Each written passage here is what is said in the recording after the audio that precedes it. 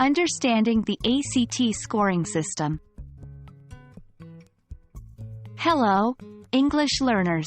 Today, we're diving into the fascinating world of standardized tests, and we'll be focusing on the ACT scoring system.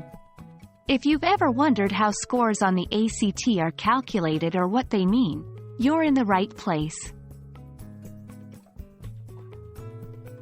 The ACT is a standardized test used for college admissions in the United States.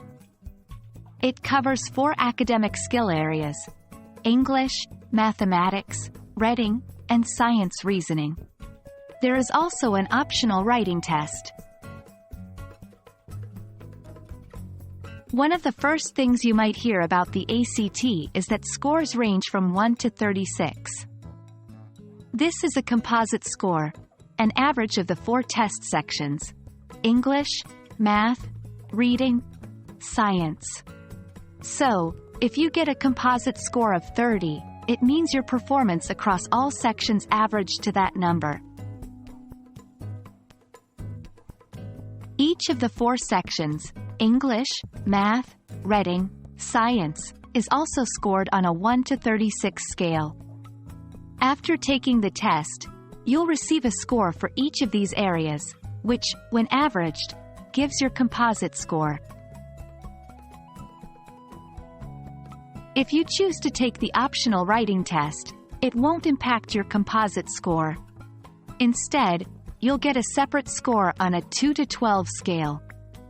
This score is the average of 4 domain scores: ideas and analysis, development and support, organization, and language use and conventions. Remember, many colleges do not require the writing test, but it can be beneficial depending on your academic goals. You might be wondering, how do they decide the scores? The ACT uses a raw to scale score conversion. First, they calculate your raw score for each section by counting the number of questions you answered correctly. Then, they convert this raw score into a scale score between 1 and 36. Some colleges use a process called Superscoring. This means if you take the ACT multiple times, they might consider only your highest scores from each section, regardless of which test date they occurred on.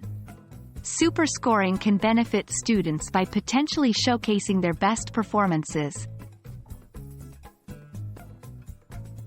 So there you have it, a comprehensive look at the ACT scoring system. As you prepare for the ACT or look into college admissions, it's crucial to understand how your efforts translate into scores. We hope this video sheds some light on the process. Keep learning and best of luck with your test preparations.